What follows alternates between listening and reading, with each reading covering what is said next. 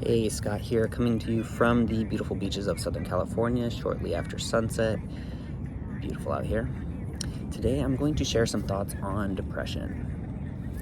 So grab a pen and paper and your favorite liquid beverage. I'm going to probably share some things that you haven't heard before. So let's dive right in. So depression, it could be showing up as little interest or pleasure in doing things. It could be showing up as feeling down, depressed, or hopeless. There's a very wide spectrum of how it could be showing up in your life. And the biggest misconception around it is that it is caused by a chemical imbalance. Depression is not caused by a chemical imbalance, though there is a chemical imbalance going on, but that is not the cause of the depression. I believe that it's the other way around. It's the depression that's causing the chemical imbalance.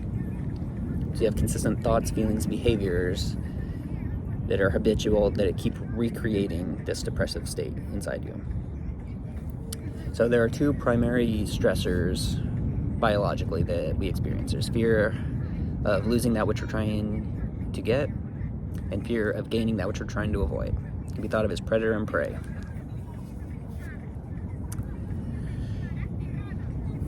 So the first one, fear of losing that which you're trying to get. We infatuate with something. We have this fantasy about what we're trying to get.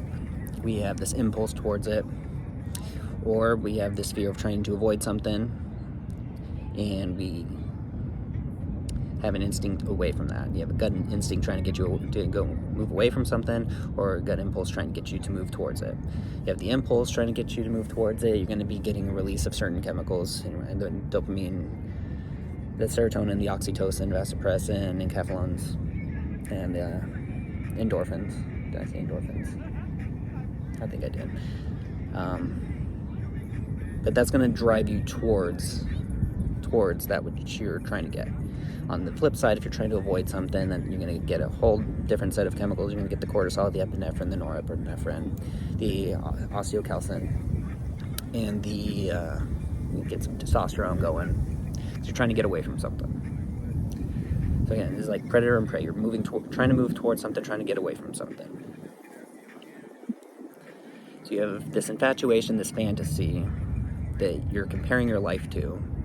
You have unrealistic expectations around it, and you're comparing this fantasy with your normal life, and this is where depression comes in. It's about 15 different unrealistic expectations that a person can have, whether it's expecting others to live one-sided or to live outside of their values, or expecting yourself to live one-sided and outside of your values, the world, mechanical objects, and then combinations of all these, and congratulations, you get depression. So the depression is caused by these imbalanced perceptions around the thing. So if you're infatuated with something, you're seeing more positives than negatives, more benefits than drawbacks, more support than challenge, more gain than pain. And if you're resenting something, it's the opposite. You're seeing more negatives than positives, etc., etc. So if you are comparing where you're currently at with a fantasy that is unrealistic, you're going to get this depression.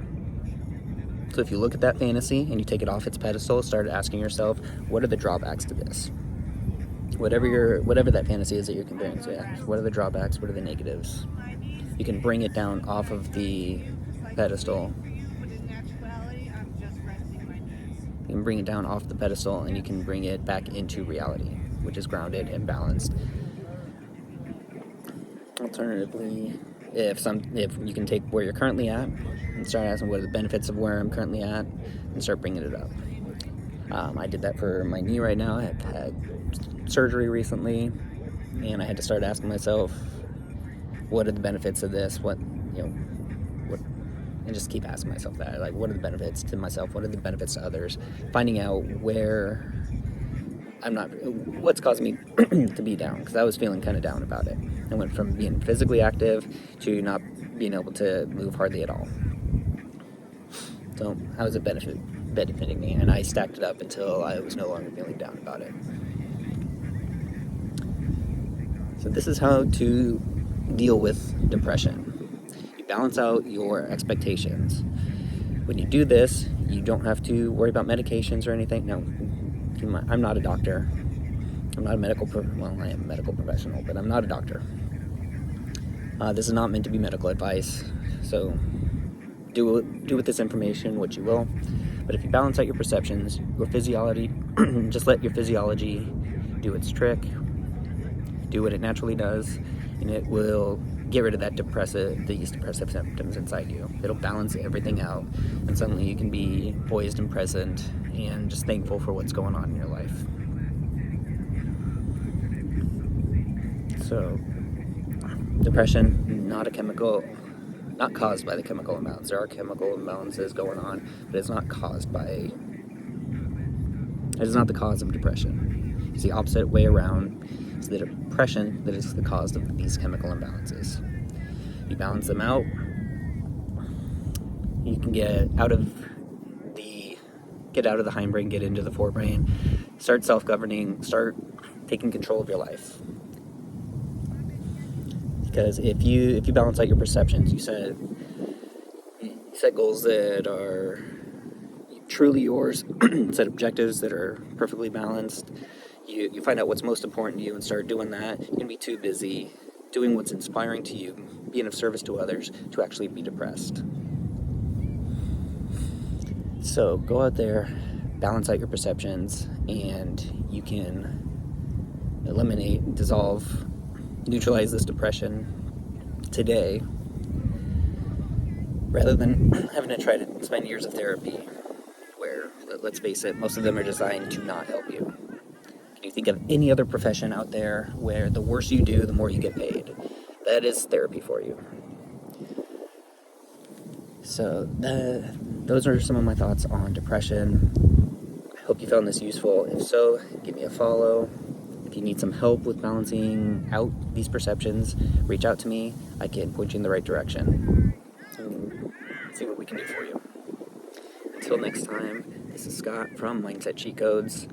Hope you have a lovely morning or afternoon or evening or wherever it's at. Another view of the beautiful sunset beaches here in Southern California.